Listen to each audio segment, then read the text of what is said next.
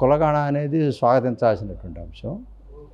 అది ఎన్నో సంవత్సరాలుగా పెండింగ్లో ఉన్నటువంటి అంశం. ఇది భారతదేశం మొత్తం ప్రజానీకానికి చూసుకోవటానికి అద్దం లాంటిది. అది రాజకీయ ముఖ చిత్రాన్ని కూడా మారుస్తుంది.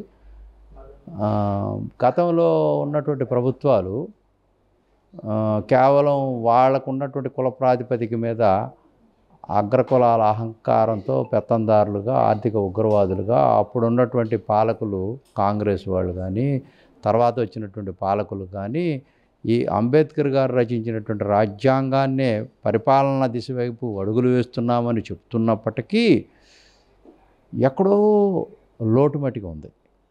దాన్ని అంబేద్కర్ గారి ఐడియాలజీతో అన్ని కులాలకు సంబంధించినటువంటి కుల నాయకులు, కుల సంఘాలు ఉవ్వెత్తున అసలు ఎందుకు 78 సంవత్సరాలైనా కూడా ఆర్థిక అసమానతలు తొలగలేదు అనేటువంటి దాన్ని పరిగణలో తీసుకొని ఉద్యమాలు చేయటం వల్ల ఈ రోజున ప్రభుత్వాలు వాళ్ళ యొక్క మొండి వైఖరిని వదిలేసి ఈ రోజున సానుకూలంగా ప్రజలందరికీ కోరుకుంటున్నటువంటి ప్రజా పరిపాలన అందించాలనేటువంటి ఒక దిశ వైపు కేంద్రం అడుగులు వేయటం అనేది హర్షిస్తున్నాం, స్వాగతిస్తున్నాం. తప్పకుండా మేము పూర్తిగా మద్దతు ఇస్తాం. ఈ రిజర్వేషన్ అనేటువంటి అంశం ఏంటంటే, ఒక రిజర్వేషన్ బోగీల్లో ట్రైన్లో వెళ్తున్నటువంటి ఎవరైతే ప్రయాణికులు ఉంటారో వాళ్ళు వేరే వాళ్ళు వచ్చి పక్కన కూర్చోవటానికి, అడ్జస్ట్ అవ్వటానికి చాలా ఇష్టపడకుండా ఏమంటూ ఉంటారంటే ఎడిషనల్గా బోగీల్ని తగిలించమని అడుగుతారే తప్పించి ఎవరు కూడా ప్రయాణికుడు ఎక్కువ కూర్చున్నవాడు ఎప్పుడూ తన యొక్క సురక్షిత స్థానాన్ని కోల్పోతాననేటువంటి, స్వేచ్ఛను కోల్పోతాననేటువంటి భావంతో ఉంటాడు.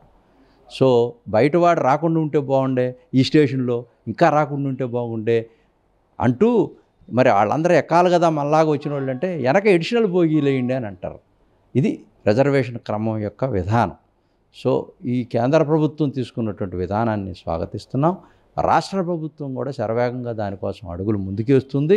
రాష్ట్ర ప్రభుత్వంలో ఉన్నటువంటి చంద్రబాబు నాయుడు గారు కూడా ఎప్పటి నుంచో తెలుగుదేశం పార్టీ పునాదులే అసలు బీసీలు, ఎస్సీ ఎస్టీలు వీళ్ళ యొక్క ఆర్థిక పరిపుష్టి పెంచాలా, వాళ్ళ యొక్క ఆత్మగౌరవాన్ని పెంచాలని పునాదుల మీద ఆవిష్కృతమైనటువంటి తెలుగుదేశం పార్టీ కూడా వీటిని స్వాగతిస్తూ ఉంది. దీంట్లో తప్పకుండా 50% రిజర్వేషన్ అనేటువంటి ఒక స్లాబ్ సిస్టమ్ ఉంది చూసారా, అది కరెక్ట్ కాదు. అది కూడా ఇటీవల కాలంలో చాలామంది నిపుణులు కానీ, ప్రతిపక్షాలు కానీ, అధికార పక్షంలో ఉన్నవాళ్ళు కానీ, సుప్రీంకోర్టు న్యాయవాదులు కానీ దాన్ని కూడా మనం ఎట్లా ఓవర్కమ్ అవ్వాలా, ఓబీసీస్లో కూడా ఏ విధమైనటువంటి రిజర్వేషన్ కల్పించాలా, వీళ్ళందరికీ కూడా పరిపుష్టి కలిగినటువంటి ఎవరైతే రిజర్వేషన్ అనే ప్రామాణికం ఏంటంటే ఎవరైతే అగ్రకులాలతో suppressed depressed by these communities ఎవరైతే ఉన్నారో, అణగదొక్కబడతా ఉన్నారో, మనుషుల వల్ల, మనుషుల చేత, మనుషుల కొరకు ఎవరైతే సప్రెస్ అవబోతూ ఉన్నారో వాళ్ళందరికీ ఆర్థిక అసమానతలు పెంచడం కోసం, ఆర్థిక పరిపుష్టి కోసం, సమాజంలో సమానత్వం ఇవ్వడం కోసం వచ్చేటువంటి రిజర్వేషన్లు ఆర్థికంగా వెనకబడి సామాజికంగా అనే కోణం కాకుండా అనేక అంశాల్లో కూడా బిలో అండర్ పావర్టీలో ఉన్నటువంటి ఓబీసీలను కూడా రిజర్వేషన్ పరంగా ఆర్థిక పరిపుష్టి కల్పించడం కోసం ఒక రిజర్వేషన్ ప్రక్రియను తీసుకురావడం స్వాగతించదలసినటువంటి అంశమే. దాంట్లో 10% మోడీ గారు ఇటీవల కాలంలో వాళ్ళకు కూడా రిజర్వేషన్ కల్పించాడు. 17 ఆర్టికల్లోకి తీసుకెళ్లకుండా, పొందుపరచకుండానే డైరెక్ట్గా చట్టం చేసి కమ్మ, కాపు, రెడ్డి, వెలమ, బ్రాహ్మణ, క్షత్రియ వీళ్ళందరికీ కూడా కల్పించడం జరిగింది.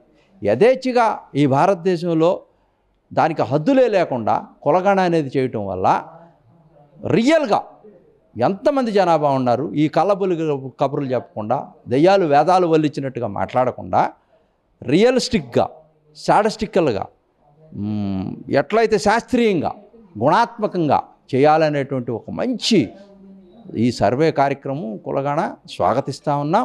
దీంట్లో ఎక్కడ కూడా ప్రభుత్వం ప్రమేయాలు లేకుండా ఏదైతే కమిటీ వేశారో నిజ నిర్ధారణ చేసి స్పష్టంగా ఏ అంశాల మీద వీళ్ళకి రిజర్వేషన్ ఇవ్వాలనేది కనుక పొందుపరచగలిగితే తప్పకుండా భారతదేశం ముందడుగేస్తుంది. ఈ కులాలనిచ్చిన మెట్లలో తప్పకుండా పరిపూర్ణమైనటువంటి ఒక రిజర్వేషన్ విధానం రావటం వల్ల అందరికీ ఆర్థిక అసమానతలు తొలగుతాయని కూడా నేను ఆశిస్తూ స్వాగతిస్తూ ఉన్నాను.